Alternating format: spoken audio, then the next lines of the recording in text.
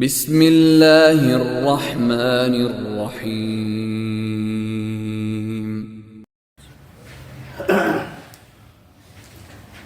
لا حول ولا قوة إلا بالله العلي العظيم۔ أعوذ بالله من الشيطان اللعين الرجيم۔ بسم الله الرحمن الرحيم۔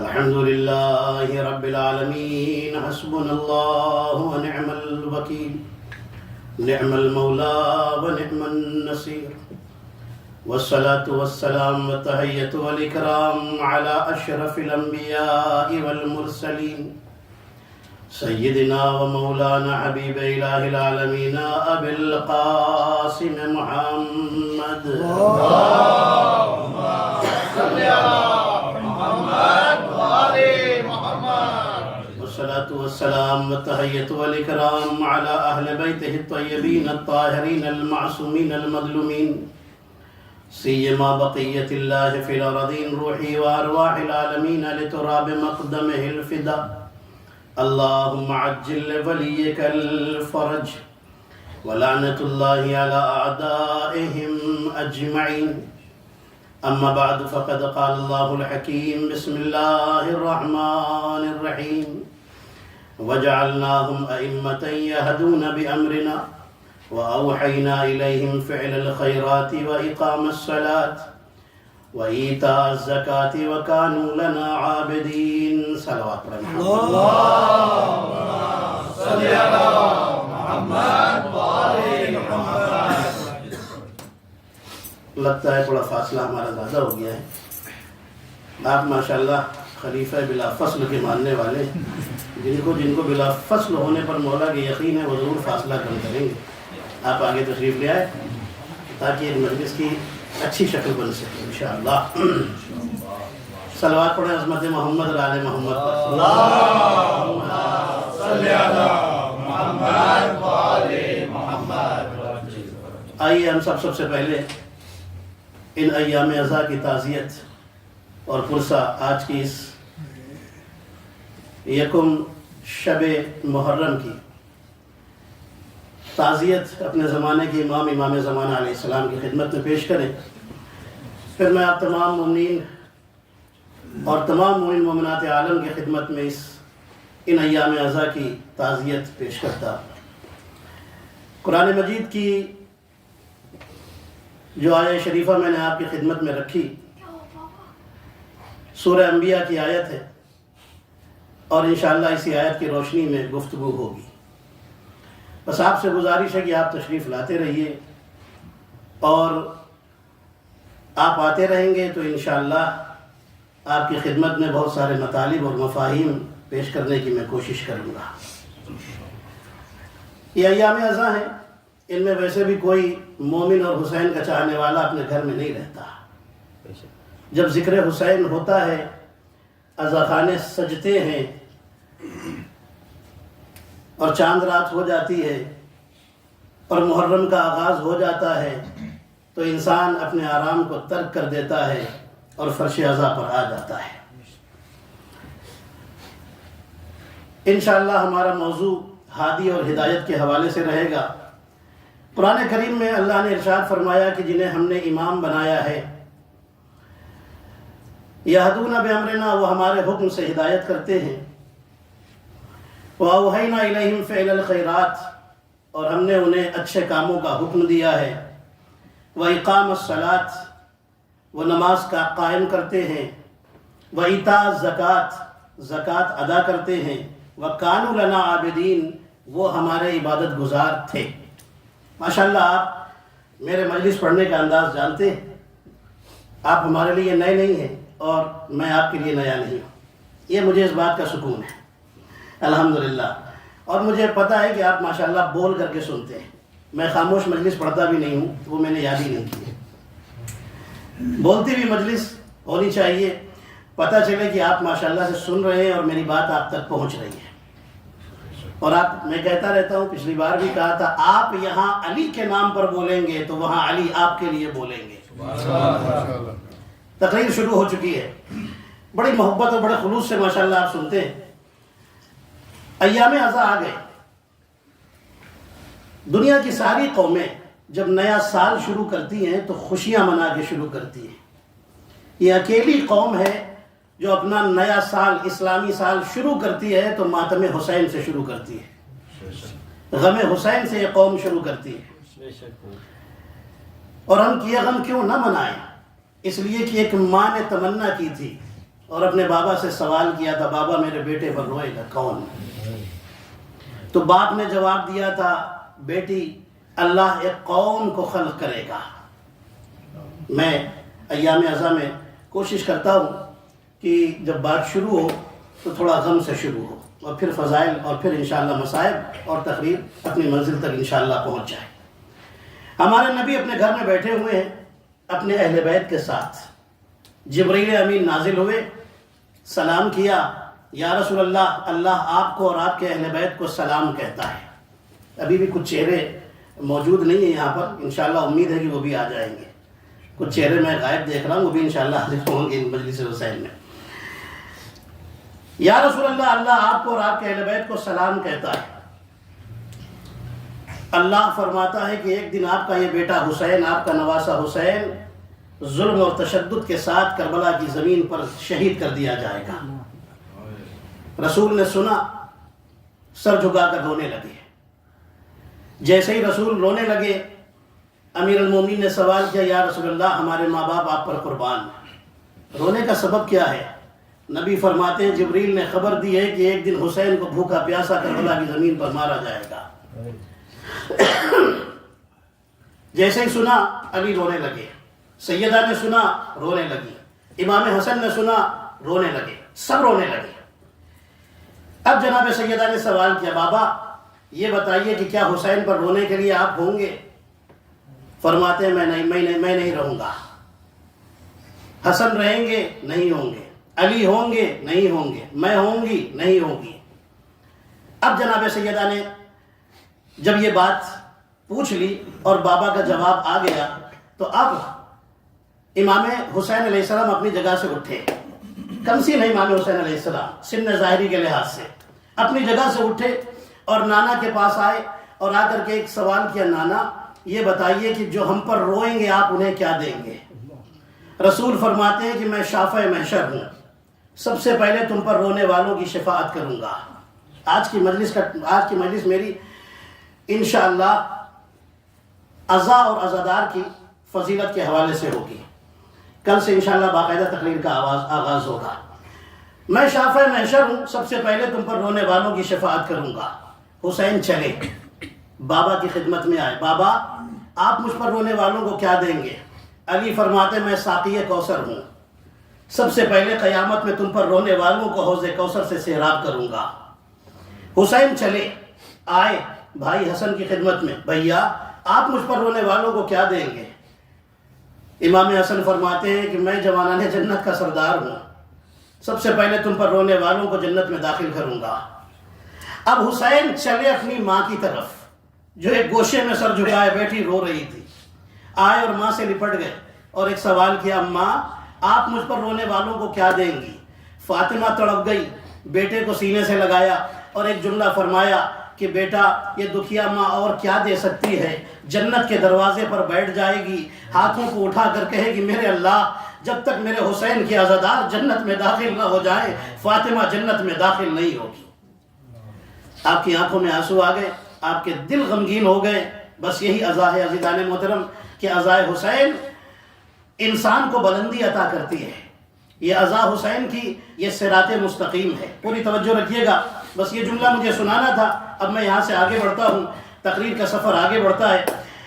یہ مجلس حسین انسان کو بلندی عطا کرتی ہے، یہ انسان کو کمال تک لے کر کے جاتی ہے. توجہ رکھیے گا، یہ مجلس حسین یہ خود صراط مستقیم ہے عزیزان محترم. یہ صراط مستقیم ہے. یہ سارے نبی آئے، یہ سارے رسول آئے، یہ سارے امام آئے، آنے کا ایک ہی مقصد تھا کہ کائنات کو صراط مستقیم پر لگا دے، کائنات کو سیدھے راستے پر لگا دے. صراط مستقیم ہے کیا؟ اب آئیے سورہ یاسین میں اللہ نے فرمایا یاسین والقرآن الحکیم انک لمن المرسلین علی صراط مستقیم. اے میرے نبی آپ صراط صراط مستقیم پر ہے، یعنی پتہ چلا جہاں میرے نبی کے قدم پڑ جائیں وہ جگہ صراط مستقیم ہوتی ہے۔ کہاں ہے عزیزان محترم؟ میں نے پہلے ہی آپ سے عرض کیا، آپ بول کے سنیں گے تو میں سنا پاؤں گا، آپ خاموش رہیں گے تو شاید میں بھی خاموش ہو جاؤں گا۔ جہاں آپ کے قدم پڑ جائیں وہ صراط مستقیم ہے۔ اب آئیے سورہ والتین میں اللہ نے آواز دی، والتین والزیتون وطور سینین وہذا البلد الامین وہذا البلد الامین۔ اے میرے نبی، یہ مکہ تو تھا، لیکن جب آپ کے قدم آ گئے تو یہ بلد الامین بن گیا، یہ امانتوں والا شہر بن گیا۔ یعنی جہاں میرے محمد کے قدم آ جائیں وہ بلد الامین ہو جاتا ہے، امانتوں والا شہر بن جاتا ہے۔ تو میں جملہ نہ کہہ دوں، جہاں محمد کے قدم پڑ جائیں وہ بلد الامین ہو جاتا ہے، اور جس کے قدم محمد کے کاندھے پر آ جائیں وہ امیر المومنین ہوتا ہے۔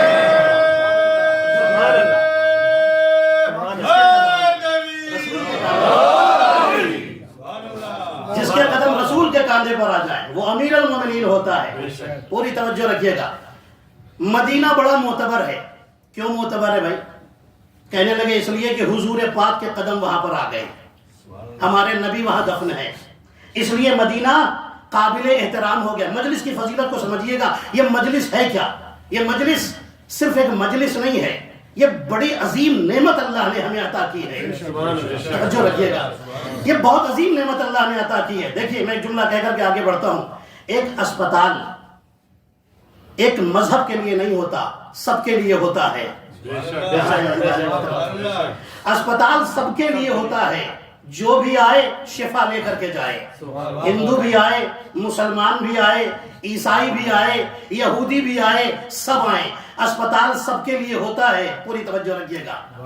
اسکول سب کے لیے ہوتا ہے، یہ درسگاہ حسینی ہے، یہ سب کے لیے ہے عزیزان محترم، پوری توجہ عزیزان محترم، یہ سب کے لیے ہے، یہ سب کے لیے ہے۔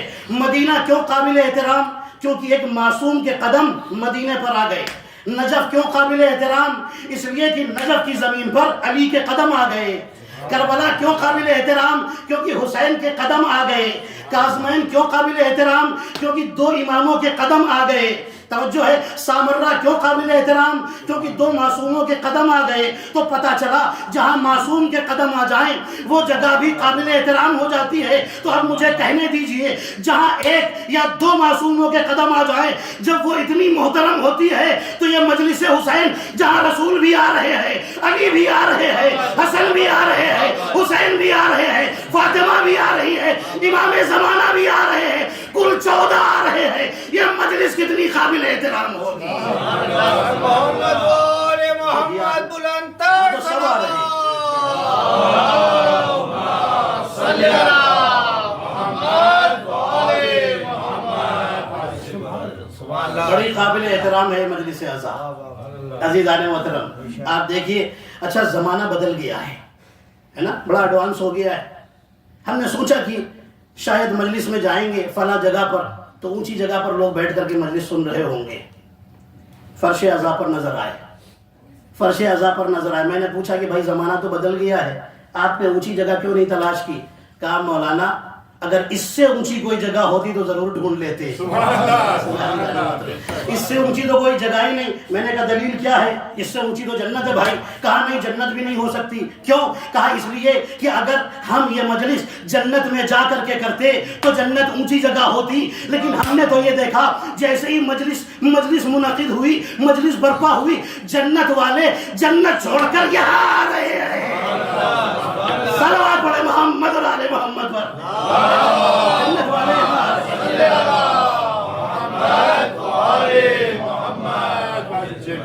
اس مجلس سے اونچی تو جنت بھی نہیں ہے۔ ہاں عزیزان محترم، اور آپ دیکھیے یہ معجزہ ہے میرے حسین کا۔ دنیا کسی کے غم میں، اپنے سگے کے بھی غم میں کتنے دن روتی ہے؟ کتنے دن روتی ہے؟ 1 مہینہ، 2 مہینہ، 10 مہینہ، 1 سال، 2 سال، 10 سال، اور کتنا روئے گی؟ کتنا بھی پیار ہو، کتنے دن آنسو آتے ہیں؟ یہ غم حسین کا معجزہ ہے۔ 1400 سال گزر گئے، آج بھی نام حسین آتا ہے تو آنکھوں میں آنسو آ جاتے ہیں۔ آج بھی حسین کی شہادت بیان ہو، کربلا والوں کا غم، اہل بیت کا غم بیان ہو تو آنکھوں میں آنسو آ جاتے ہیں۔ معجزہ نہیں تو اور کیا ہے؟ اچھا معجزے تو بڑے نبیوں نے بھی دکھائے ہیں۔ یہ مجلس توڑنے کے لیے نہیں، جوڑنے کے لیے ہوتی ہے۔ ہم کسی فرقے کو توڑتے نہیں، کسی کو بھگاتے نہیں، سب آئے یہاں پر۔ حسین نے ایسی درسگاہ بنا دی ہے، توجہ ہے آپ کی، ایسی درسگاہ بنا دی، یہاں سب آئے۔ یہ تو جوڑنے کے لیے ہوتی ہے نا۔ اب آپ دیکھیے تو صحیح، نبیوں نے معجزے دکھائے، بھائی آپ ہیں نا میرے ساتھ؟ نبیوں نے معجزے دکھائے۔ حضرت صالح نبی کی قوم آئی اور آ کر کہنے لگی، پوری توجہ رکھیے گا انشاءاللہ آپ بلندی پر جائیں گے۔ صالح نبی کی قوم آئی اور آ کر کہنے لگی، اے صالح نبی ہو؟ ہاں نبی ہوں۔ تمہارا کوئی اللہ ہے؟ ہاں ہے۔ کہنے لگے ہم بھی مانتے ہیں، آپ نے کہا تھا اللہ ہے تو مانتے ہیں، آپ نبی ہیں، ہم نے چلیے مان لیا، کوئی بات نہیں، آپ ہمیں معجزہ دکھائیے تاکہ ہمارا ایمان مضبوط ہو جائے۔ چلو لے کر کے آئے میدان میں، کیا دیکھنا چاہتے ہو؟ کہنے لگے یہ جو پہاڑ ہے نا، اس کے اندر سے ایک اونٹنی نکالو جس کے پیٹ میں بچہ ہو۔ ٹھیک ہے، نبی صالح نے دعا کی، ایک دھماکہ ہوا، پہاڑ پھٹا، اونٹنی باہر نکلی جس کے شکم میں بچہ تھا۔ نہیں غور نہیں کیا آپ نے؟ پہاڑ ٹوٹا، نہیں آپ کہاں ہیں عزیزان محترم؟ پہاڑ ٹوٹا، اونٹنی باہر آئی، صالح نے معجزہ دکھا دیا۔ جنہیں ماننا تھا انہوں نے مانا، نہیں ماننا تھا نہیں مانا۔ ابو جہل تو ہر زمانے میں رہے ہیں، ہے توجہ آپ کی؟ اچھا، پہاڑ توڑ کر کے معجزہ دکھایا، پوری توجہ رکھیے گا۔ حضرت موسیٰ کے پاس قوم آئی، موسیٰ بڑے عظیم نبی ہیں آپ، معجزہ دکھائیے۔ کیا معجزہ دیکھنا ہے؟ کہا یہ ہے پتھر، اس میں سے پانی نکالیے۔ سوچئے بنی اسرائیل کیسی قوم تھی، اور حضرت موسیٰ جیسا نبی ملا تھا، جلالی نبی۔ نبی موسیٰ کے ہاتھ میں عصا تھا، پتھر پہ مارا، پتھر ٹوٹا، پانی نکلا۔ کتنے چشمے جاری ہوئے؟ قرآن نے بتایا ہے 12 چشمے جاری کر دیے۔ کیسے جاری کیے؟ پتھر کو توڑا اور معجزہ دکھا دیا، چشمہ جاری کر دیا۔ پوری توجہ رکھیے گا۔ حضرت یوسف کو زلیخا نے بلایا، اپنے محل میں بلایا، دروازے بند کیے، 7 دروازے تھے، سب میں تالے لگاتی چلی گئی، اور اس کے بعد ایک کمرے میں لے کر گئی اور گناہ پر مجبور کیا۔ نبی یوسف نے اللہ سے دعا کی، پروردگار تو مجھے بچانے والا ہے۔ اللہ نے کہا تم آگے بڑھو، بچانا ہمارا کام ہے۔ یوسف آگے بڑھتے گئے، تالے ٹوٹ ٹوٹ کر گرتے گئے، دروازے کھلتے گئے۔ آپ نے غور کیا عزیزان محترم، جتنے نبیوں نے معجزے دکھائے سب نے توڑ کر معجزہ دکھایا ہے، سب نے توڑ کر معجزہ دکھایا ہے۔ صالح نے پہاڑ توڑا، موسیٰ نے پتھر توڑا، یوسف نے تالے توڑے۔ ارے دور کیوں جاتے ہیں؟ 13 رجب کی تاریخ تھی، فاطمہ بنت اسد کعبے کے پاس آئی، دیوار ٹوٹی، علی نے بھی توڑ کر معجزہ دکھایا، لیکن کائنات میں اکیلا ایک حسین ہے جس نے توڑ کر معجزہ نہیں دکھایا، جس نے جوڑ کر معجزہ دکھایا ہے۔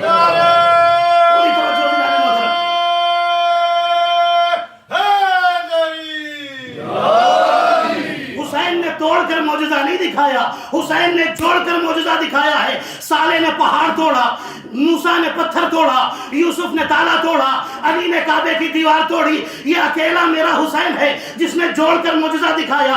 اے فطرس تیرا پر ٹوٹا ہے، ہم جوڑ کر معجزہ دکھائیں گے۔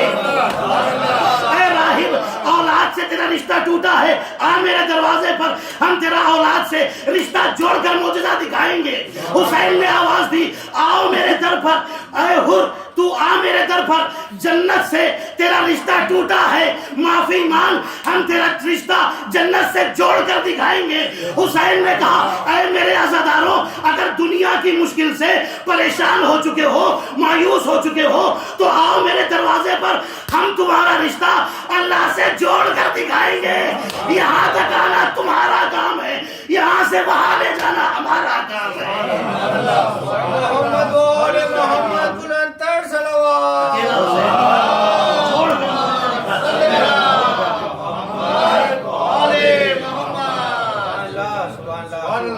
حسین ہے جو جوڑ کر معجزہ دکھا رہے ہیں۔ عزیزان محترم آپ غور فرمائیں، یہ عزا، یہ فرش عزا، یہ مجلس حسین بڑی عظیم نعمت ہے۔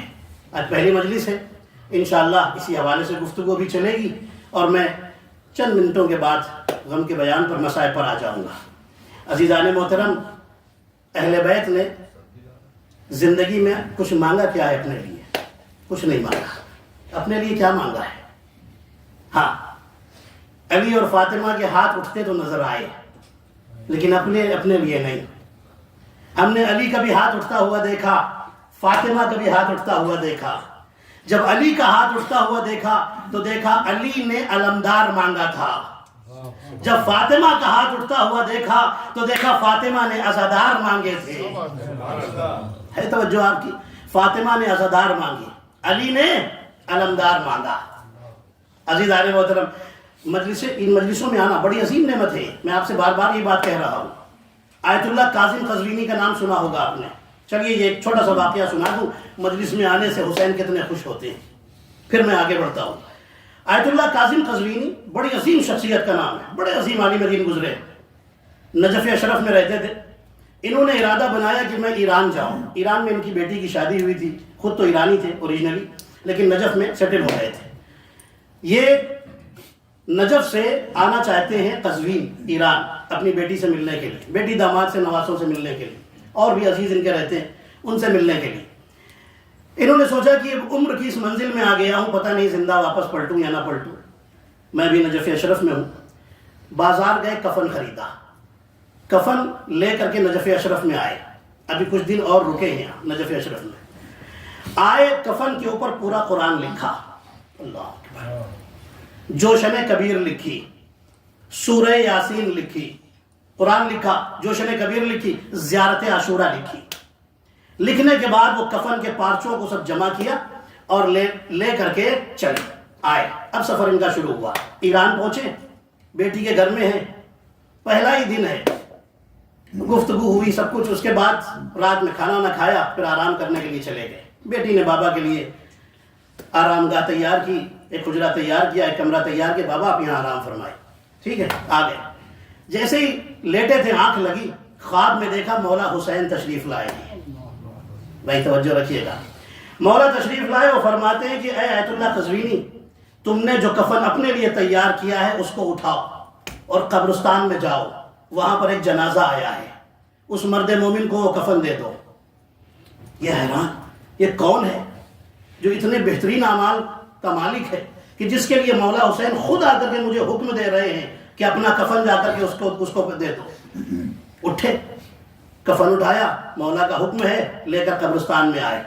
جیسے ہی قبرستان پہنچے تو دیکھا قبر تیار ہو رہی ہے، پتھر کے اوپر ایک جنازہ رکھا ہوا ہے، کچھ لوگ کھڑے ہوئے ہیں. عزیز رشتہ دار جنازے کے وہاں پر کھڑے ہوئے موجود ہیں. انہوں نے بتایا، کہا کہ دیکھو میں کاظم قزوینی ہوں، یہ کفن لے کر کے آیا ہوں. یہ کفن اس کو پہنانے کا مولا نے حکم دیا ہے، اس کو یہ کفن دیا جائے گا. وہ کفن اس مرد مومن کو دیا گیا، کفن دیا گیا. جب دفن افن کر لیا، اس کے بعد آیت اللہ کاظم قزوینی نے پوچھا بتاؤ اس کا کوئی عزیز رشتہ دار خاص کوئی یہاں پر ہے؟ لوگوں نے بتایا ہاں بھائی یہ ہے، بھائی ہے ان کا، آپ ان سے بات کر لیجئے. بھائی سے پوچھا، کہا کہ یہ بتاؤ کہ یہ کون سا ایسا خاص عمل کرتا تھا جس کی وجہ سے مولا حسین نے میرا اتنا قیمتی کفن اس کو پہنانے کا حکم دیا. بھائی نے کہا، سوچتا رہا، کہنے لگا نہیں تو ایک نارمل آدمی تھا، نہ کوئی مولانا تھا، نہ مجتہد تھا، نہ عالم تھا، نہ آیت اللہ تھا، کچھ بھی نہیں تھا. پھر تھا کیا یہ کہ اس کے لیے خاص سفارش مولا کی؟ بھائی نے کہا بس ایک خاص بات تھی میرے بھائی میں کہ جہاں بھی مجلس حسین سنتا تھا مجلس حسین میں چلا جاتا تھا، کبھی حسین کی مجلس نہیں چھوڑتا تھا. آیت اللہ کاظم قزوینی کہتے ہیں میں سمجھ گیا کہ مجلسوں میں آنے کی وجہ سے حسین کو اتنا اس کا یہ عمل پسند آیا کہ اتنا قیمتی کفن مولا حسین اس مرد مومن کو دلوا رہے تھے. سلوات پڑھے محمد اور آل محمد پر.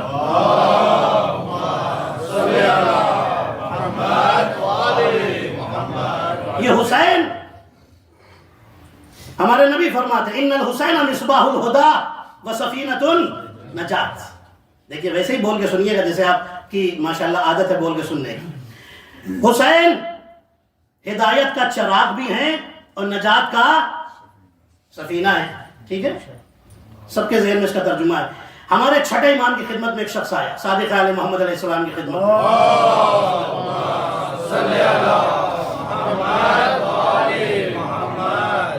آ کر کے سوال کرتا ہے، کہتا ہے مولا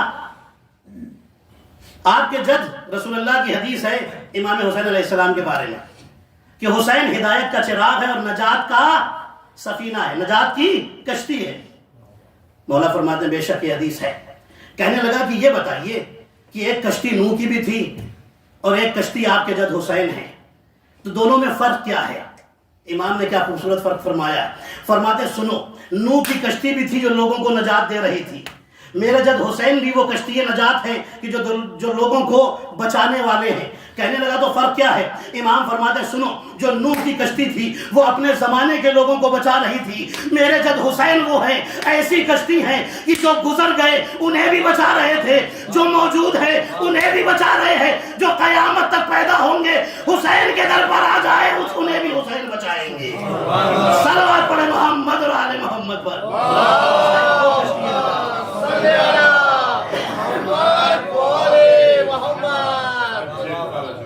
عزیزان محترم، سن 61 ہجری میں یزید نے بڑی غلطی کی تھی جو حسین سے ٹکرا گیا تھا، حسین سے الجھ گیا تھا. کسی نے بڑا اچھا شعر کہا تھا، وہ تو بس نسل کی خامی تھی، الجھ بیٹھا یزید، جانتا خوب تھا بیعت نہیں ہونے والی. توجہ ہے آپ کی؟ یزید الجھ گیا حسین سے. حسین نے مدینہ چھوڑا اور حسین نے بتا دیا، اے یزید سن، میں تجھ سے ڈر کے مدینہ نہیں چھوڑ رہا ہوں، میں اپنے نانا کے دین کی حفاظت کے لیے مدینہ چھوڑ رہا ہوں. بھائی دیکھیے، جہاں سے میں پڑھنے کے لیے آیا ہوں نا مجلس، وہاں پر بھی ماشاءاللہ بولتا ہوا مجمع ہے، تو میری اس عادت کو آپ بھی برقرار رکھیے گا.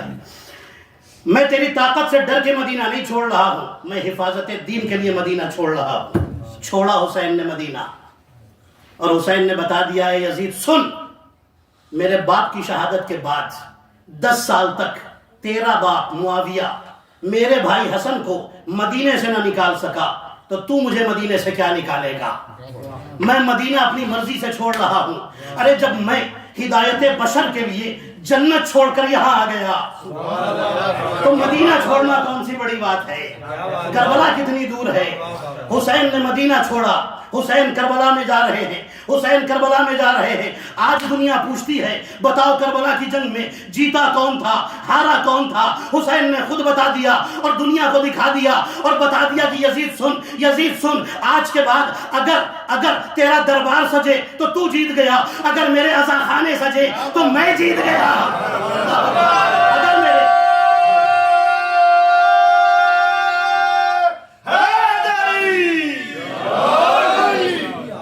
تیرے دربار سجے تو تو جیت گیا، اگر میرے عزا خانے سجے تو میں جیت گیا، اگر تیرے سپاہی بڑھے تو تو جیت گیا، اگر میرے عزادار بڑھے تو میں جیت گیا. اتنے تیرے نام پر جینے کو تیار نہیں جتنے میرے نام پر مرنے کو تیار ہیں.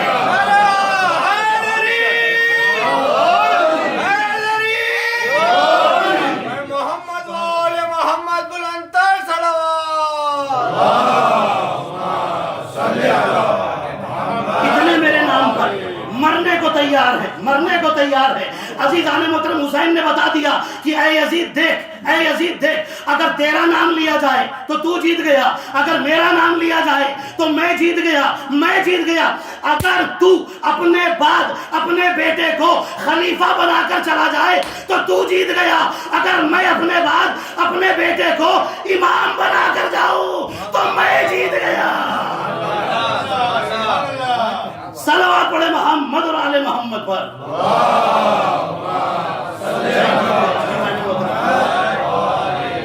کیسی جنگ ہے کربلا کی، جن کے پیٹ بھرے تھے وہ ہار گئے، جو بھوکے تھے وہ جیت گئے. توجہ ہے آپ کے، توجہ ہے عزیزان محترم، جن کے پاس دولت تھی وہ ہار گئے، جو رضائے الہی کے لیے آئے تھے وہ جیت گئے. ہے توجہ عزیزان محترم؟ یہ کربلا ہے. حسین آج بھی دنیا کو پیغام دے رہے، آؤ میرے دروازے پر. جیسے ہی محرم شروع ہوتا ہے بدعت کے نعرے شروع ہو جاتے ہیں. مجلس میں نہ جائیے بدعت ہے، علم نہ اٹھائیے بدعت ہے. توجہ ہے آپ کی؟ تابوت نہ دیکھیے بدعت ہے. یہی تو ہوتا ہے کہ نہیں عزیزان محترم؟ بدعت ہے. میں سوچ رہا تھا کہ لوگ مجلس میں آنے کو بدعت کیوں کہتے ہیں، بڑا پریشان تھا. جیسے ہی قرآن کی آیت تطہیر پڑھی سارا مسئلہ حل ہو گیا، وہیں پر سارا مسئلہ حل ہو گیا. اللہ کیا کہہ رہا ہے آیت تطہیر میں؟ انما یرید اللہ لیذھب عنکم الرجس اہل البیت ویطہرکم تطہیرا. سب جانتے ہیں ماشاءاللہ.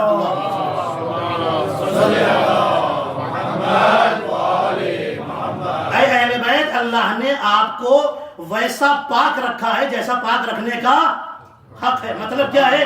اب نجاست ان کے قریب نہیں آ سکتی. سوال تو یہی ہے نا, مجلس میں نہ جایا کرو بدعت ہے, علم نہ دیکھا کرو بدعت ہے, ذکر حسین نہ سنا کرو بدعت ہے. یہ لوگ مجلس سے کیوں نہیں آتے؟ عزیزان محترم, ایسا نہیں ہے کہ یہ خود سے نہیں آتے, بلکہ اس آیت نے ان کو دور روکا ہوا ہے. اس لیے کہ جہاں پر مجلس ہوگی وہاں پر اہل بیت ہوں گے, طہارت والے ہوں گے, نجاست والے نہیں آ سکتے. صلوات پڑھے محمد اور آل محمد پر.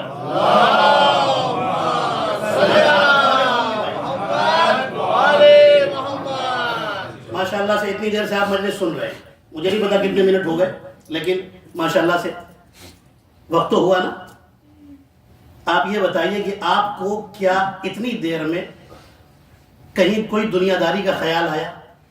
یہ کروں گا, وہ کروں گا, فلاں کروں گا, ڈھکا کروں گا, نہیں آیا نا. خدا نہ خواستہ ماشاءاللہ سب مومنین میرے سامنے بیٹھے ہیں, کسی کے دل میں کسی گناہ کا خیال آیا؟ نہیں آیا نا. کیوں؟ اس لیے کہ ان مجلسوں میں شیطان نہیں آتا. سبحان اللہ. کیا سن رہے ہیں عزیزان محترم؟ ان مجلسوں میں شیطان نہیں آتا. کیوں؟ کس کی وجہ سے نہیں آتا؟ مولانا کی وجہ سے. کس سے ڈرتا ہے بھائی؟ مولانا سے ڈرتا ہے؟ جی نہیں. آپ سے ڈرتا ہے؟ نہیں. کسی سے نہیں ڈرتا. شیطان کسی سے نہیں ڈرتا. شیطان بس ایک بی بی سے ڈرتا ہے جو اس مجلس سے عزا میں آتی ہے. ایک شہزادی سے ڈرتا ہے کہ جو اس مجلس میں آتی ہے. آپ پوچھیں گے دلیل کیا ہے؟ میں بتاؤں گا دلیل یہ ہے کیونکہ شیطان بھی جانتا ہے جس مکان میں یہ بی بی ہو, جب ملک الموت بھی وہاں پر اجازت کے بغیر نہیں جاتا تو شیطان کی اوقات کیا ہے. صلوات علی محمد اور آل محمد پر.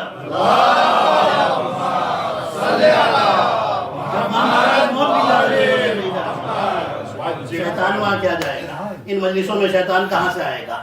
نہیں آ سکتا ہے نا عزیزان محترم. کمال کی ذات ہے حسین کی, کمال کی ذات ہے حسین کی. حسین نے کائنات کو درس انسانیت دیا ہے. کس نے یہ کہہ دیا بس ہمارے حسین ہیں؟ حق بات تم کہو تو تمہارے حسین ہیں. حق بات تم کہو تو تمہارے حسین. حسین تو سب کے ہیں. کس نے کہا کہ صرف شیعوں کے حسین ہیں؟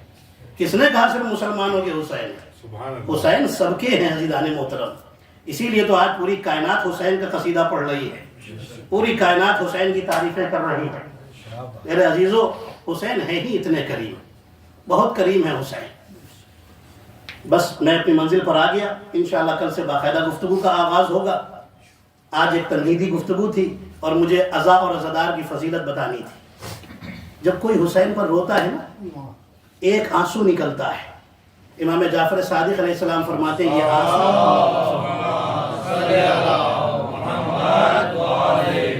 امام فرماتے ہیں کہ یہ آنسو جہنم کی آگ کو بجھانے کے لیے کافی ہے. اللہ اکبر.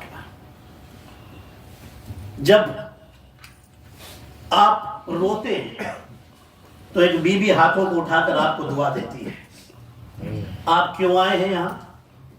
آپ ایک دکھیا ماں کو اس کے بیٹے کا پرسہ دینے آئے ہیں, اسی لیے تو آئے ہیں نا. ایک جملہ کہہ دوں, آپ کی آنکھوں میں آنسو آ گئے, آنکھوں کی قید سے آنسوؤں کو آزاد ضرور کیجیے گا.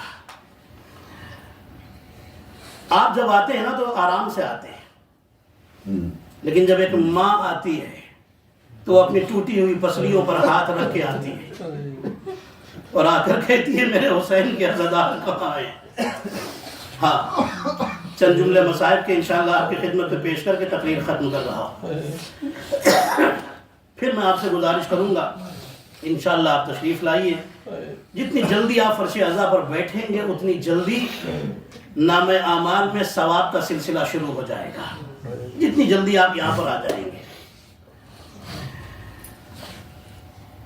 چاند رات کے حوالے سے یہ مصائب بیان ہوتے ہیں اور میں آپ کی خدمت میں وہی بیان کر رہا ہوں. بصرے میں, عراق کے شہر بصرے میں ایک گھرانہ تھا جہاں پر میاں بیوی اور ان کے 2 چھوٹے چھوٹے بیٹے تھے. اس گھر میں ہر سال یہ اتنے عاشق حسین تھے, ہر سال اپنے گھر میں عزاداری کرتے تھے, ہر سال عزاداری کرتے تھے. بڑی شاندار عزاداری ہوتی تھی، دل کھول کر کے عزاداری کرتے تھے، اللہ نے نوازا بھی تھا۔ ایک سال ایسا آیا کہ شوہر کا بزنس ٹوٹ گیا، سب کچھ ختم ہو گیا، حالت یہاں تک پہنچ گئی کہ فاقے کی نوبت آ گئی، گھر میں فاقے ہونے لگے، محرم نزدیک آ رہا ہے، دونوں کے دلوں کی دھڑکنیں تیز ہو رہی ہیں، دونوں بے چین ہیں کہ اس سال تو گھر میں کچھ بھی نہیں ہے، گھر میں کیسے مجلس حسین کریں گے، پریشان ہیں دونوں۔ محرم کا چاند فلک پر نمودار ہوا، ان کے گھر میں دونوں زن و شوہر، دونوں ہسبینڈ وائف بیٹھے ہوئے رو رہے ہیں اور سوچ رہے ہیں کہ اب کی کیسے مجلس حسین کریں گے۔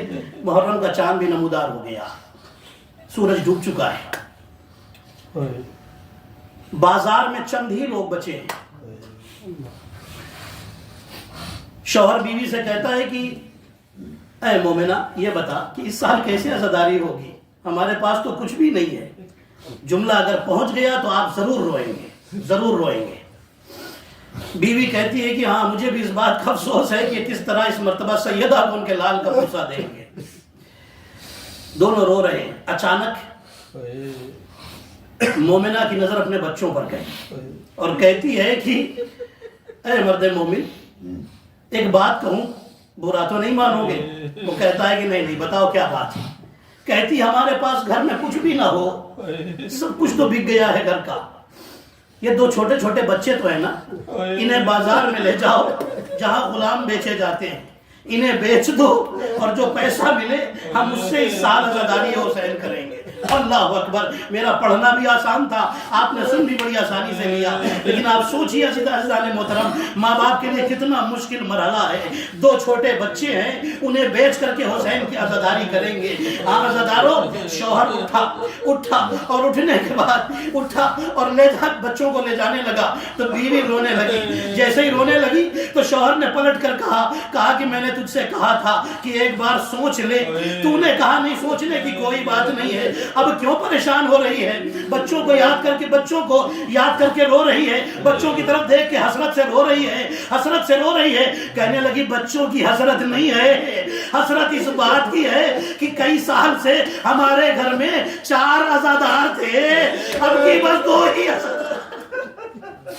ہی عزادار ہوں گے۔ آپ تو اہل دل بیٹھے ہیں، مومن کا دل ویسے ہی نرم ہوتا ہے۔ ہاں عزاداروں، مومن کے دل میں قبر حسین ہوتی ہے۔ روایتیں بتاتی ہے کہ یہ باپ بچوں کو لے کر بازار میں بچوں کو لے کر آیا جہاں غلام بیچے جاتے تھے۔